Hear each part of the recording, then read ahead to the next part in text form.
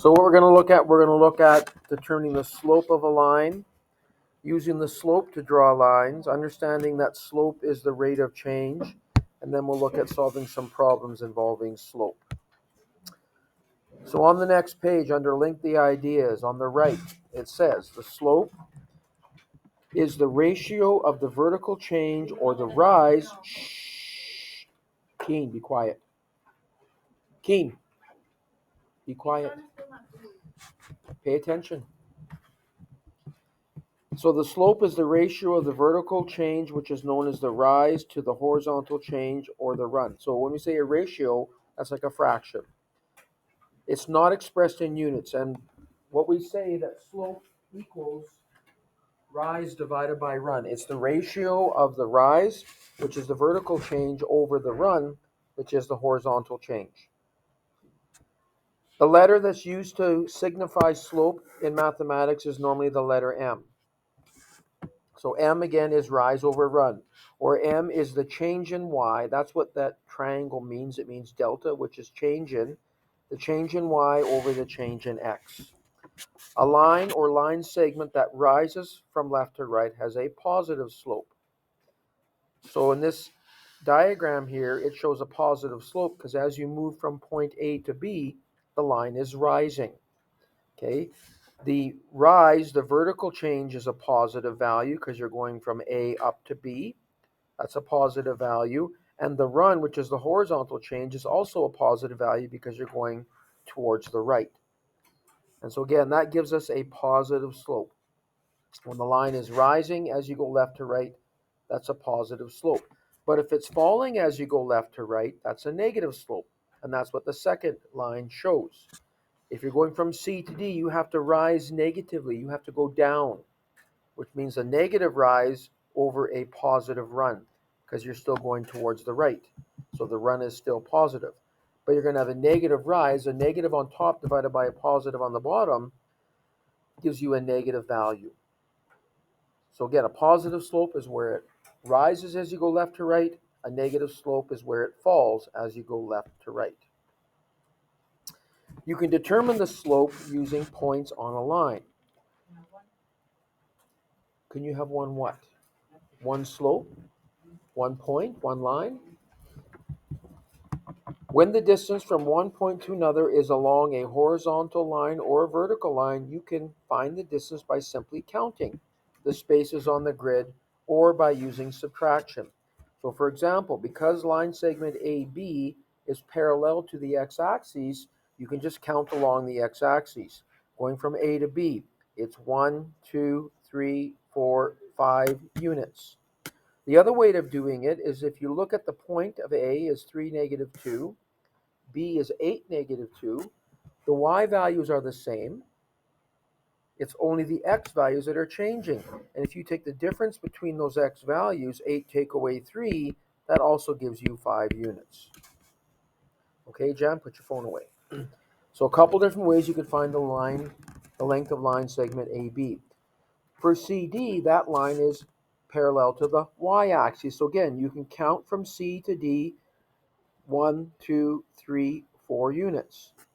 Or in this case, you can subtract the y values because that's what's changing.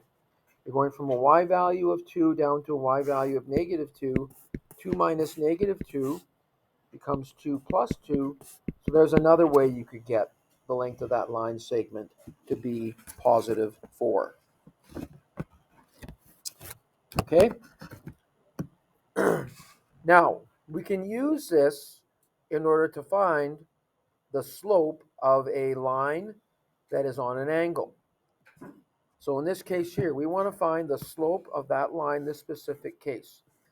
The slope of the line that passes through the point 1, 5 and 3, 8. So you see what they've done is they've actually constructed a right triangle. From 1, 5, you go to the right until you get below the point 3, 8, and from there you go up. Okay? And then you can find the coordinates of this point right there. It is directly below 3, 8, so it has the same x value as 3, 8. It's at the same height as 1, 5, so it has the same y value as 1, 5, which is the 5. You can calculate the length of the rise by either counting or subtracting the y values. 8 take away 5 gives us 3. This line has a rise of 3. You can find the length of the run by subtracting the x values. 3 take away the 1 gives us 2. Remember that slope, m, is rise over run. This line has a rise of 3 and a run of 2. So there's where that slope comes from. The slope is 3/2, or 1.5. And again, it has no units. It's just a number. Now, as a point of reference, if a line makes an angle of 45 degrees with the horizontal, or an angle of 45 degrees with the x-axis, that line has a slope of 1. We use that as a point of reference. This slope is 1.5, which means that this angle here, the angle the line makes with the x-axis, is going to be greater than 45 degrees. However, it's not proportional. A slope of 1 means the line is an angle of 45 degrees. A slope of 2 does not mean the angle is 90 degrees. It doesn't. Okay? So it's not proportional. In fact, a line that has a slope of 90 degrees, that would be parallel to the y-axis or perpendicular to the x-axis. That slope actually doesn't exist. It's undefined. And a horizontal line that's parallel to the x-axis has a slope of 0. So we'll talk about that, right? But when you get the slope, it's just a number. There's no units. There's two things you need to look for. If the slope is positive, like it is in this case, the line is rising as you go left to right. And you also remember that a slope of 1 means a line makes an angle of 45 degrees with the x-axis. If the slope is greater than 1, like this one is, that would mean that the slope or the line makes an angle greater than 45 degrees with the x-axis. If the slope is between 0 and 1, that means the line makes an angle less than 45 degrees to the horizontal. Okay? But then we go from a specific case to a general case. The general case, instead of having the actual coordinates, we'll just say the first point is x1, y1. The second point is x2, y2. So like we did before, you could find the coordinates of this point here, the bottom corner of the triangle. Right? This point here has the same x value as the point above because they're the same distance away from the y-axis. That's why they're both x2. This point here has the same height as this first point. Therefore, they have the same y value. They're both y1. Remember over here we got the rise by subtracting the y values. When you subtract the y values here, it's y2 minus y1. We got the run in the first case by subtracting the x values. When you subtract these x values, it's x2 minus x1. This gives us what's known as the slope formula. M, the slope, can be found by going y2 minus y1 over x2 minus x1. That is a slope formula.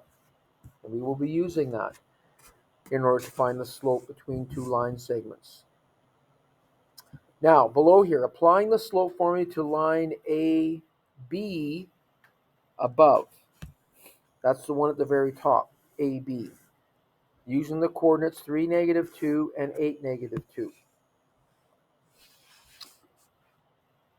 So 3, -2, and 8, -2. Remember the slope formula is y2 minus y1 over x2 minus x1. Right? We have it over right there. We're going to be using it lots, so we're going to be writing this formula down lots. But you'll also be getting a formula sheet that has this on there. So you don't have to memorize it. But let's see how we use it. So what you need to do is just designate one of the points as the first point, or point 1, the other point as point 2. It doesn't matter which one. Normally we'll let the first point be point 1 and the second point be point 2, but we could switch those around. It doesn't matter. However, if we designate 3, -2 as point 1, this gives us the x1 and the y1 values. The x value at point 1 and the y value at point 1. That would mean that x2 would be 8 and y2 would be -2. So using the slope formula, again, it's y2 minus y1 on top.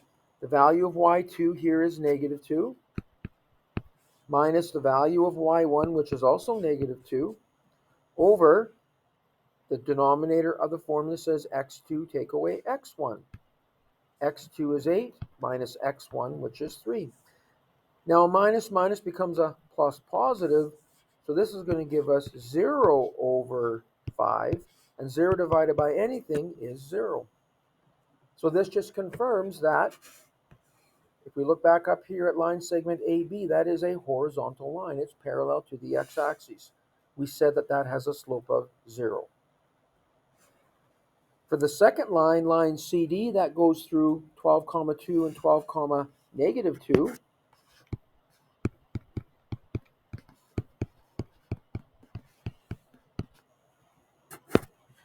So again, we'll get one of the points be 0.1, the other be 0.2. We could switch them around, it doesn't matter. However, once we establish that C is 0.1, that gives us our values of x1 and y1. x2 and y2 come from 0.2. And the slope formula, again, is y2 minus y1 over x2 minus x1. So y2 minus y1 is negative 2 minus 2 over x2 minus x1, which is 12 minus 12. Negative 2 take away 2 is negative 4, but 12 minus 12, is 0. And when you try and divide by 0, you get an error in your calculator. You cannot divide by 0. So that value doesn't exist. We say it's undefined. And the infinity symbol can be used to represent undefined. This just verifies for us that the slope of a vertical line is undefined. A line that makes an angle of 90 degrees to the x-axis has an undefined slope. It doesn't exist. Okay, so we've looked at what slope means. It can be positive or negative. It's a number, that's all. And as a point of reference, a slope of 1 makes an angle of 45 degrees with the x-axis. So this first example says the North Shore in Vancouver is popular for hiking and biking. Bridges and stunt structures on trails are complex and often extremely challenging. They have a huge variety of slopes. In this case, we just want to classify each slope as positive or negative. What would you say about the first one, Peyton? Take your earbuds out. Why? Are you positive about that? Why? Because as you go left to right, the line is rising. That is the reason why it is a positive slope. The second one, Keen.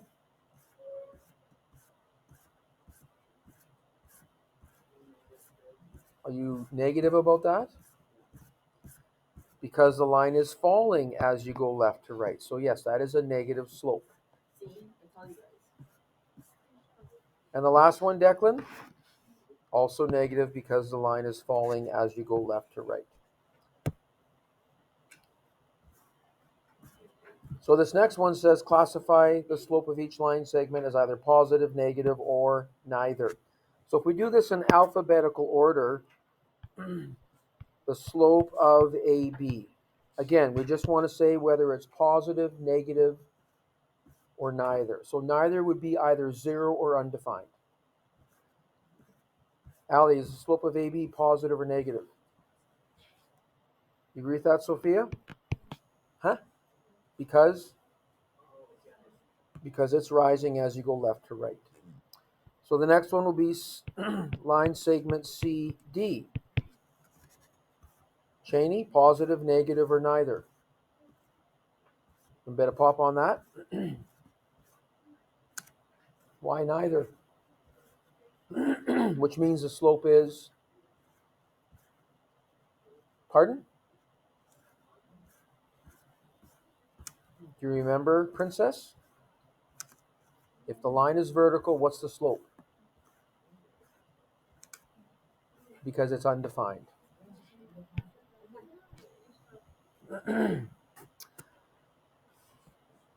So that's CD. The next one is EF. Positive, negative, or neither, Brooklyn Lorenz? Because it's falling as you go left to right. So yes, that would be a negative slope. So the next one, excuse me, is GH. Brooklyn Dyer, positive, negative, or neither? GH.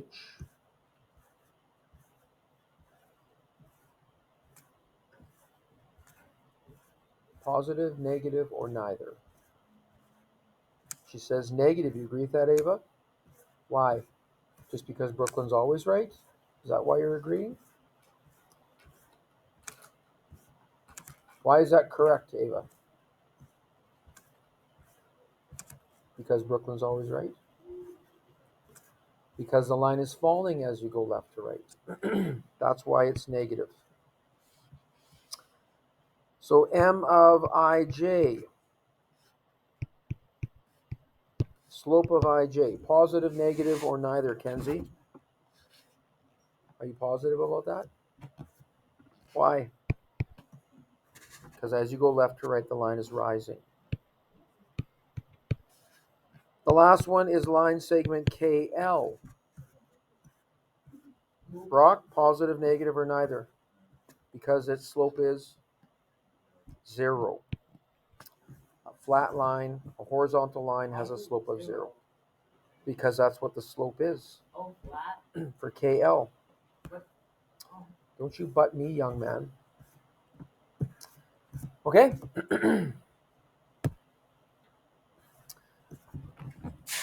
When discussing a roof truss, carpenters refer to the span instead of the width. They talk about the pitch rather than the slope. If we want to determine the pitch of that roof, that means you're asking for the slope of the roof. So it's rise over run. And notice I've got one triangle drawn in there because the run will not be all of 48 feet. You just do either one side or other side because you need a right triangle to calculate the slope. Well, you don't need a right triangle, but if you're doing it from a diagram on a graph, remember that's what we did at the start, is we constructed a right triangle using the 2 points that we were given. So you need a right triangle if you're going to find the slope by using this method. That gives us the rise and the run. So the rise of this roof would be 10 feet, but the run is not 48 feet. It'll be half of 48 feet, which is 24 feet. So those are the numbers that we use to calculate the pitch, which is just another word for slope. Again, using the fact that slope is rise over run. We have a rise of 10 feet over a run of 24 feet. So a couple things are going to happen here. Number one, the feet are going to cancel because remember, slope has no units. It's just a number. And 10 on 24 can be reduced by dividing top and bottom by 2, which gives us 5 on 12. And so what that means, it says, explain the meaning of your answer. What this means is that for every 5 units of rise, you're going to have 12 units of run.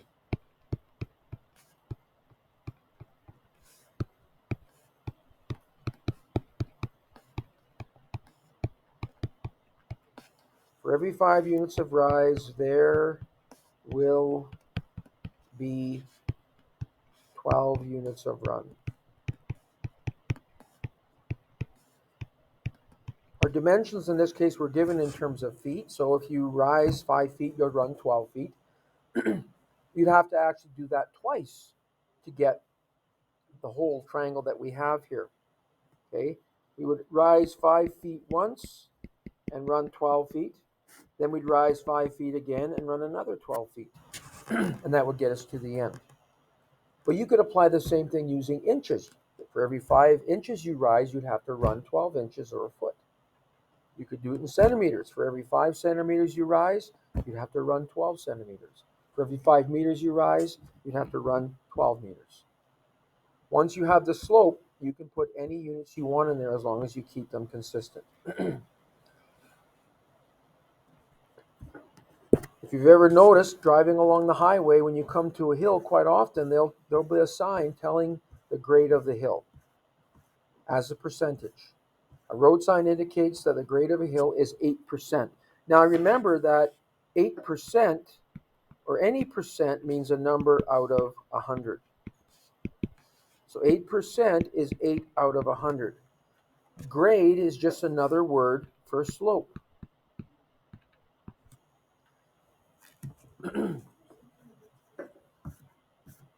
There just is, because there's different applications. Put your phone away, Jan. That's strike 2 for you. You know what happens when you get strike 3? Keen's got to sit on your knee. You don't want to get to strike 3. Okay, now we can reduce this fraction. We can divide top and bottom by 4 and get 2 over 25. But what does this mean?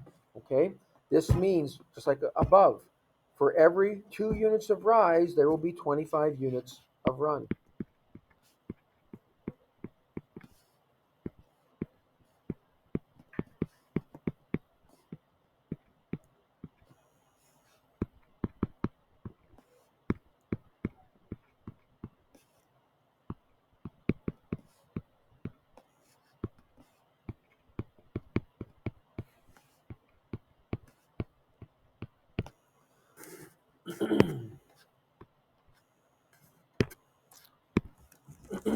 So, and that can be going either upwards or downwards. Okay, so if we talk about it going downwards, so that would mean that if you go down 2 meters, you're going to go forward 25 meters. For every 25 meters forward, you'll either rise or fall 2 meters. That's what that means. Okay, now truckers especially need to know the grade of the hill. It tells them how much they need to slow down before they get to that hill. Okay, and so it's important that they know that. What the grade of the hill is, especially for trucks that are carrying heavy loads. Because if they're going too fast and they want to try and slow down, yeah, they have brakes. However, those brakes will burn out if they get overused, and then the brakes will fail, and they'll have no more brakes, and now they're just rolling down the hill. If you ever travel through the mountains, you'll notice, or you may have noticed, that sometimes at the bottom of a hill, there's a runaway lane, or sometimes partway down the hill. So it's a place where a trucker can pull over and it goes up a steep incline to slow them down and stop them. They have those. Okay? And that's only in case they lose their brakes going down the steep hill. So the next one says, suppose that a roof truss in example 2 has a height of 1 meter and a span of 8 meters. Now if we look at span is the entire length. So if we were to draw this to see what it really means,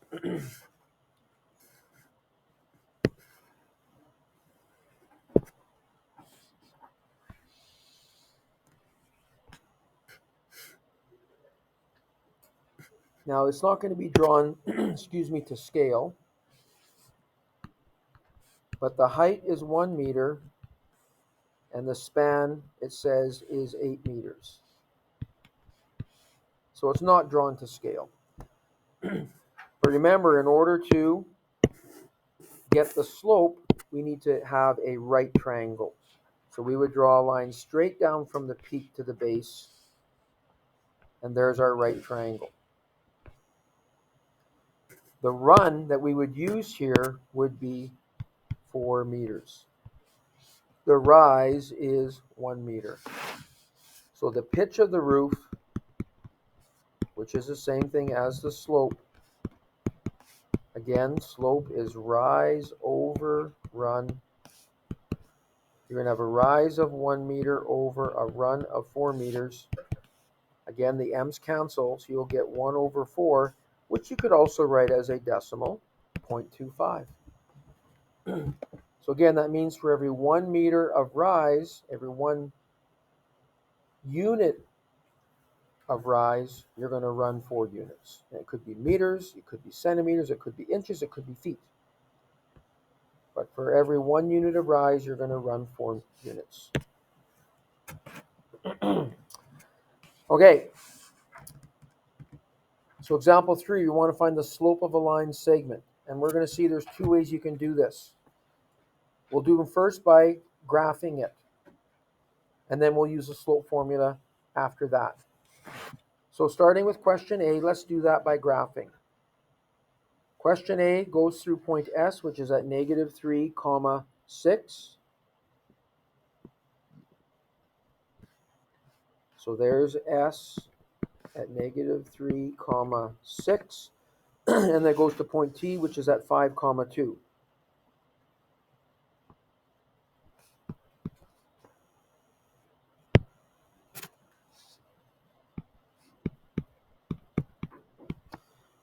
So the line will go through those 2 points. And the first thing you should recognize is that this line has a negative slope. It's falling as you go left to right. The slope is negative. But we can find its slope by, once again, constructing the triangle, the right triangle, and counting the rise and the run. The rise is the vertical change, so we count the length of the line that goes vertical, up and down. Because it's parallel to the y-axis, we're counting up. 1, 2, 3, 4 units. And the run is the horizontal distance. So from the very bottom corner over to point T. 1, 2, 3, 4, 5, 6, 7, 8 units. Now, again, we know that this line has a negative slope. So in order to get a negative answer, because again, so for part A, m the slope is rise over run. We know we need to get a negative answer. So what you have to do is this. You're going to have to say you're going from one point to the other. So if we say we're going from point S to point T, we're going to have to rise downwards. That is a negative rise. -4. And then from this bottom corner to point T, you're going to the right. So that is a positive run of 8 units. And -4 over 8 reduces to -1 over 2. So there's the slope of that line segment. The negative part tells that it's falling as you go left to right. And the half means that it makes an angle less than 45 degrees to the horizontal. Remember, an angle of 45 degrees is a slope of 1. This slope is a half.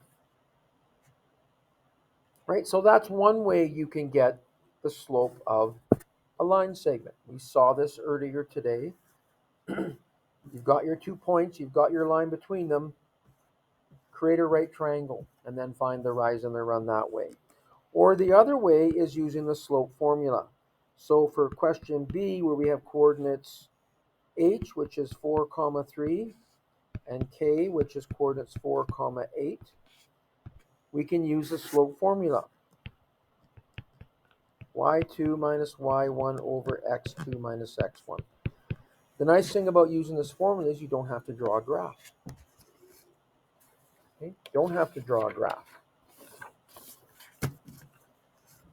But you have to designate one of the points as point 1. Usually that's the first point, although it doesn't have to be. That would make the other point point 2. So I've said that point 2 is point K. The y2 value, that's the y coordinate at point 2, is 8, minus y1, that's the y value at point 1, that's 3, over x2, which is 4, minus x1, which is also 4. Here you're going to get 5 divided by 0. And if you divide by 0, you're going to get an error. You can't do it. This line has an undefined slope, which means that it is a vertical line. And that's true because the x values are the same. To get from h to k, you're just going to go up 5 units. You're not going left or right because the x values are the same. That makes it a vertical line whose slope is undefined. All right, question C. The coordinates are m with coordinates -9, -7, and n with coordinates -1, -7. Again, we'll designate one point as 0.1, the other as 0.2. So that gives us our values of x1, y1, x2, and y2. Because we're going to use the slope formula, which is y2 minus y1 over x2 minus x1. -7 minus -7 over -1 minus -9.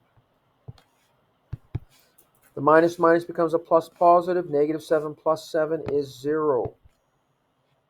On the bottom, the minus minus again becomes a plus positive. It's -1 plus 9, which is positive 8. But because you have 0 on top, that gives us a slope of 0, which is because this line is a horizontal line. It's flat. The 2 points have the same y values. You don't go up or down to get from one point to the other. You just slide left or right, depending which point you're starting at. So this is a horizontal line which has a slope of 0. All right? Looking at question D. Our points are A, which is at 0, -2, and B, which is at 3, -5. Again, we're going to designate one of the points as 0.1, the other as 0.2. Doesn't matter which one is which. But once you designate, the first point is 0.1. That gives us our x1 and our y1 values. The second point then gives us x2 and y2, because m, the slope, is y2 minus y1 over x2 minus x1. -5 minus -2 over 3 take away 0. -5, again, the minus minus becomes a plus positive, so it becomes -5 plus 2, which is -3. The bottom, 3 minus 0 is positive 3, so this gives us a slope of -1. -3 divided by positive 3 is -1. So that tells us two things. The fact that it's negative means the line is falling as you go left to right. And because the slope is 1, it also makes an angle of 45 degrees with the horizontal. Okay? So finally, point C, that goes through -2, -2.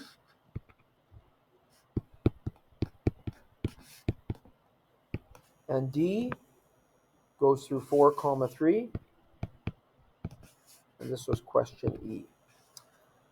So again, if we let the first point be 0.1, that gives us my x1 and my y1 values. Second point is 0.2. That gives me my x2 and my y2 values.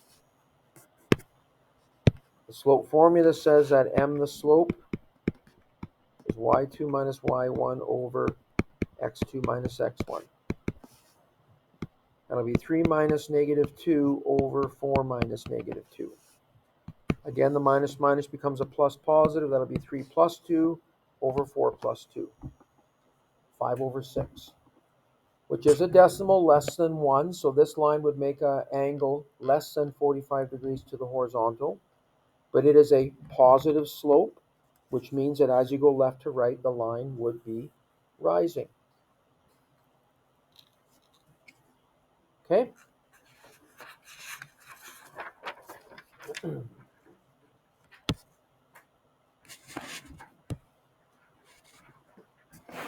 So there's an assignment, 6.4 and 6.5. For marks? Yep, for marks. So you're going to hand that in. I wasn't going to, but Team wanted to, so. Yeah.